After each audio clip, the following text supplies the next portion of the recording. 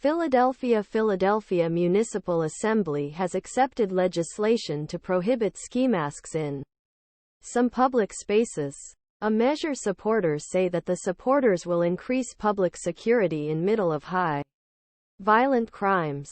But competitors argue that they will unjustly target people without any evidence of mistakes.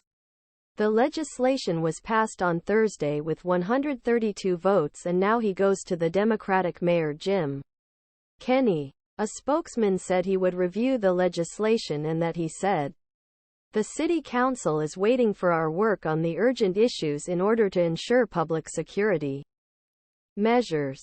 Schools, recreation centers, parks, buildings of the city and public transportation in public areas such as ski masks or Balaclavas'ı forbid. Everyone who violated the law would be fined $250. There are exceptions for clothing and protests.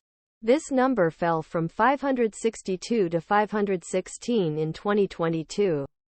But still higher than pandemic levels, and advocates are on the way to a decrease this year, they said.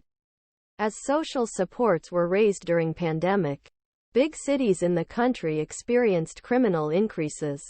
But crime began to fall into pandemic levels. The movement of Philadelphia's movement is opposite of the New York City, which loosened a law that forbids masks during COVID-19 pandemic. In 2020, the New York City abolished more than a century that banned the public facial covers. Concerns about theft, even if crime decreases in the city.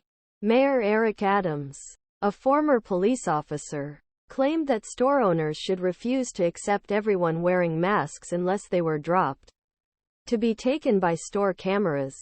Philadelphia's ban, as well as an increase in individuals sought by Philadelphia police, shows an increase in those who wear ski masks at the beginning of the pandemic.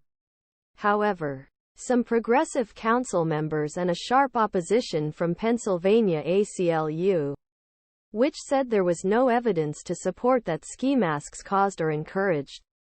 Aclu lawyer Solomon Furious World said, giving the police the authority to stop civilians without suspicion of illegal activity. He said, the forbidden is part of a larger puzzle in which Democrats are struggling while trying to address the concerns of society and security, to balance the accountability after protests against police savagery. Mayor Seçkin Cherelle Parker won election with a challenging approach to the accusation and buried hundreds of officers in streets.